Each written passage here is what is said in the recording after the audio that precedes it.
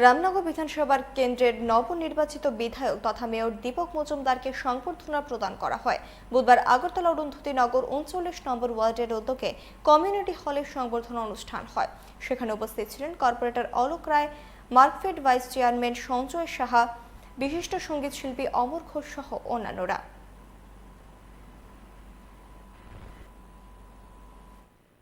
আমাকে নতুন দায়িত্ব আমি পেয়েছি। রামনগরের নাগরিকরা আমাকে আশীর্বাদ করেছেন, রামনগরের উন্নয়নে কাজ করার সুযোগ দিয়েছেন। আমি বলবো যে আমাকে রেকর্ড ভোটে জিতেছেন, যেটা রামনগরের কোনোদিন কেউ এত ভোটে জিতেনি। এটা আমার সৌভাগ্য।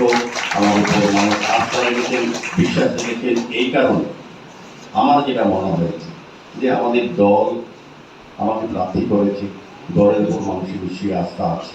আমাকে দল থেকে প্রথম প্রার্থী করা আছে, তারপর জনগণ আমাকে ভোট দিয়ে নির্বাচিত করেছেন। জনগণ আমার উপর আস্থা রেখেছেন। আমিও চেষ্টা করবো দল আমাকে যে আমার উপর যে বিশ্বাস রেখেছে এবং রামনগরবাসী যে আস্থা রেখেছে আমার উপর, সেটা সম্মান জানাবো, সেটা মূল্যায়ন করবো এবং আমি প্রতিটি মানুষের সমস্যার সম্বন্ধে অবহিত হয়ে আমি চেষ্টা করবো প্রতিটি মানুষের সঙ্গে সরাসরি যোগাযোগ স্থাপন করার জন্য।